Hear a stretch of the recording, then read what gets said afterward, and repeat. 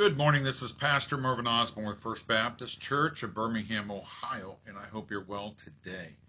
We're going to talk about a topic probably going to get me in trouble with some people because people are on both sides of the aisle when it comes to this.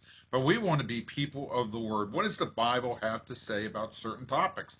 And this is a topic it's very prevalent today, and that is of gambling. Is gambling a sin? Does the Bible call gambling a sin?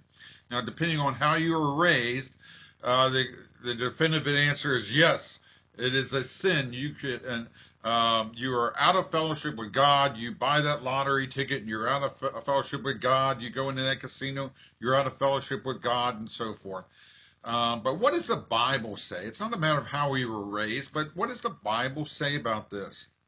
I know one prominent preacher defined gambling as risking money in an attempt to multiply the money on something that is against the odds. And so that idea of risking money. Now, we risk money all the time, don't we? We risk money when we buy when we buy stock. We're hoping that the stock goes up, but depending on the economy, sometimes it goes down. That's a form of gambling, is it not? And different things like that we do on a moment by moment basis as they come up. And is it a sin to make an investment? Of course, it's not. It's not a sin. And but we know that the Bible has a lot to say about us. It tells us that idea of, it warns us in 1 Timothy 6:10 about the love of money, and we need to stay away from the love of money. And sometimes money can be an enticement and cause us to get our eyes off of God and onto that money, and that becomes our sole purpose in life, and that's where it becomes wrong, right?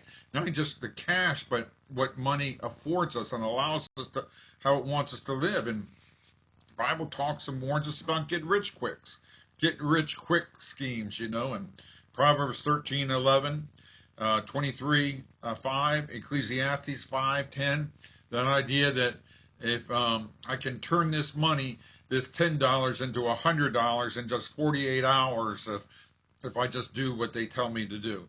And it tells us to stay away from those things, because how many of us know that many times those things aren't true? God calls us to be good stewards of our money.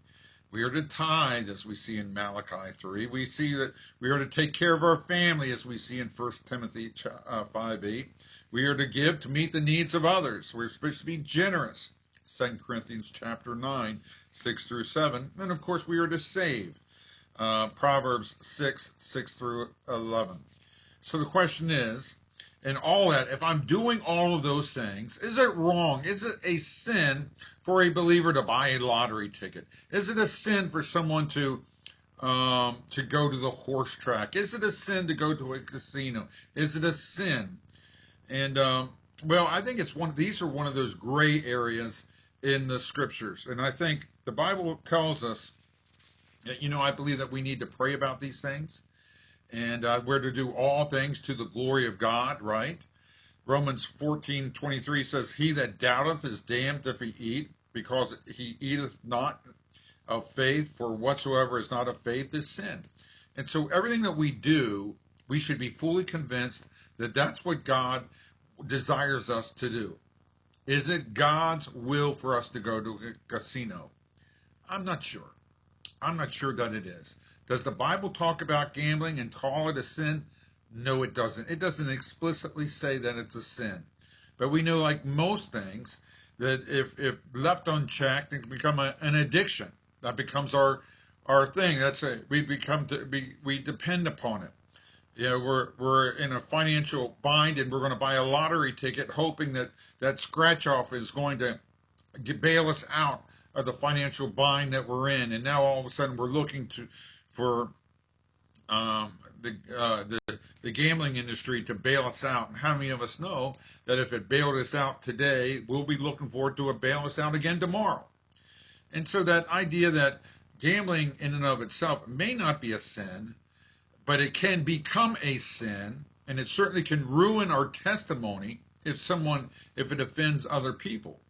And so we, like the Apostle Paul, need to understand that if if something causes my brother to sin, we're better off not doing it, and because my relationship and my testimony is worth more than that activity. Now, is it a sin? No, it's not. You go to the grocery store and you decide you're going to buy a lottery ticket. Have you lost your salvation? Well, no. Of course, we don't believe you can lose your salvation, but we certainly believe that we need to be careful of lest it offend other people. If an unsaved person sees you buy a lottery ticket, is it going to alter their perspective on our walk with Christ? And so there's more at stake than just our religious liberty to participate in some things. It's very similar to alcohol. Does the Bible specifically condemn alcohol? No, but we know the excesses of alcohol has certainly caused people to stumble and to fall and become addicted and hurt their families and hurt others and certainly hurt their testimony and so forth. And I think that's true with gambling. And so this is something that all of us can be convinced of. Yes, it can be a fun activity. It can be something that can be enjoyable and can enjoy between a husband and a wife and so forth. Talking about gambling, lottery ticket or whatever. But I think we have to be careful. Be careful of where we go. Be careful where gambling can take us. Be careful of what it does to us financially. Be careful what it takes away from my family. Be careful what it all of a sudden now you're not serving. All of a sudden you're not giving like you once were. You're not as generous as you once were. These are things we all have to be careful of. Not in gambling or drinking or anything like that. It's just anything could take the place of what Christ should be preeminent in our life, right? So this is something to think about, and something we all need to be convinced of in our own heart of what God would have us to do.